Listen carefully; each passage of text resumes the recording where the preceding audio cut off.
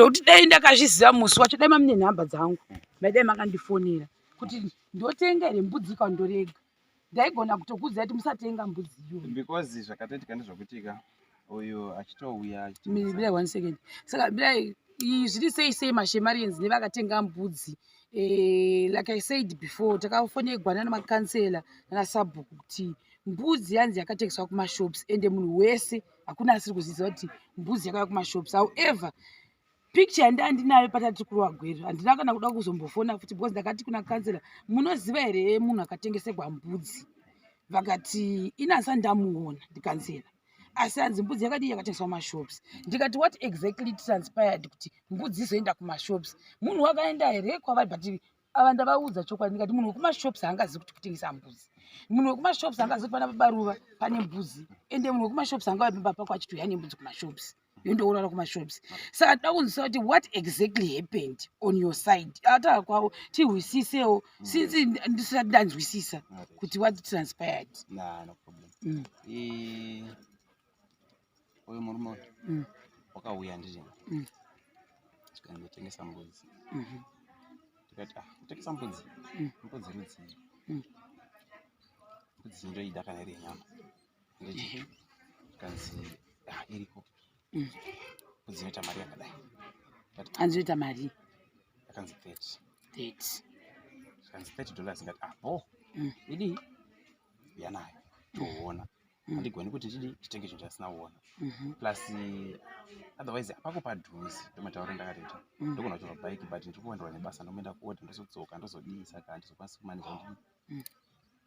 asi iwe zvokutotongesa mbudzi auziva kuti iwe mbudzi ndeyani ndeyako here kana ndeyani because zvanoda kuti uitewoka mauya muri 2 kumba kwenyu kana kuti chero nababa wako kuti nani nditika so that I can make sure kuti mbudzi ndeyani ndeyako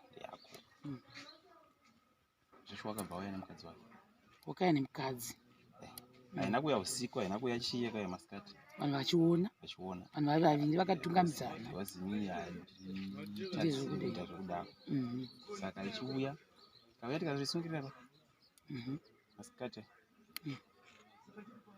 ndakatomirira kuti mukomana wangu adi apedze kuita basa rake rokugaisa tenagodi vagoiuraya vakatoiuraya vese vari 2 then haina kuti ndizobhadhira mari yakakwana kudaro ivo vachitengesa vachitoda mari yekutenga chi yekuti tikwanisa kugaisa nekutenga zvana sepa because zvinhu zvachiomera nditi ndikati mari yako ndinayo anzi mari handisi mari yese ndipei ngatiti hafu chi kundipa mbudzi that means takashare mbudzi yaita 15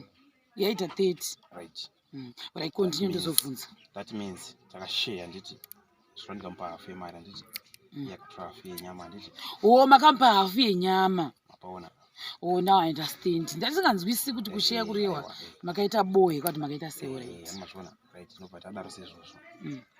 nobva vaenda hapo mari yavo ndavapa vakatouya nebhaketi vakatora nyama vakapiwa nyama kongo asina kutaura because inini ndazvakwazi zvokuti 15 ndo yakapuwa iri nyaya yekuti takaita chi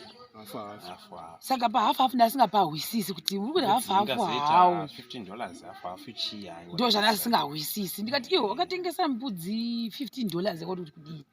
ndomari yakavapa vakatora kuti tikwanise kugaisa nekuti kutenga zvimwe zvatiri kuda ndikati abo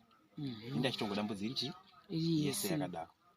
wosa ndafunga kuti pakaita boho right now understand saka ukaenda nenyama kumberi kwati wakatengesa wakati mukadzi wake ndiyakatoenda naye ndakatomuti nini zvoti mari yako nditi mari takaipa mukadzi ndo zvandakaita ndakati mari wandikupi ndochokwadi ndopa mukadzi chero kana anga aripo angachipupura kuti ndakamupa mari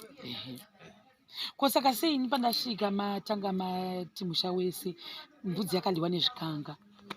wasingafungi kuti vanakanzera vakandiudza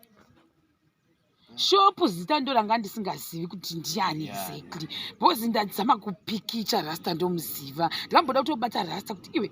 pamashops akatenga mbudzi vanarasta ndiani vachoripo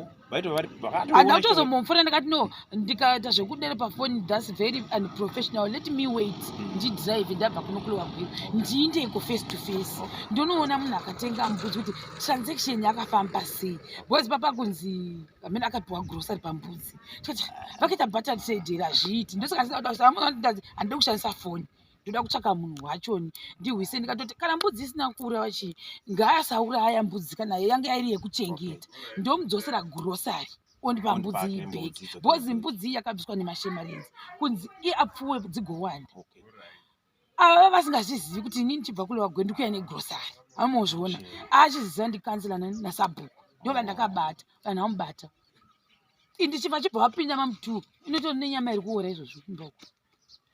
chinditsanangura yepiri chichakaitika yanga ichitagwa yacho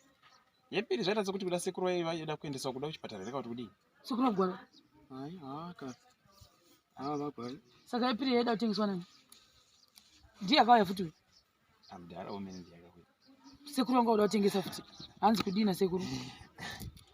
ini muzandita inini indofarira kudla nyama saka ndotombochinja nyama yehuku handiti ndomboenda kune yembudzi yemombe chichinjimboda ndika saka ndofarira mbudzi sereki kanzi mudhara kuda kutengesa mbudzi yavo ndikati ndiye akadero ndikati iwa utaura nezvembudzi isiri yako kwaiti ndiya mudhara chii mudhara ngavai vatengese mbudzi yavo zvoshuwa vakauya vese vakataura sekuru vakagara pakati nochi kutengesa mbudzi ndakatongononoka kutongoita kuibhadhara ndezvandaiti ndakadoitora ndezvadini manje hapana kana nguva refu like 3 days ngatikutira a week plus why sekuru vaida kutengesa mbudzi ndiwo akanga vaupa direction pa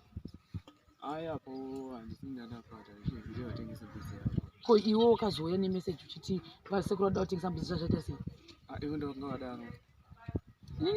iwe tine handikuoni kwazvo anyway maita basa kuti achokwadi nekucooperate kwateta nekuti takutoziva zvimwe zvakasingazivi now imimi ndakudza chokwadi don't buy anything from this family no it's fine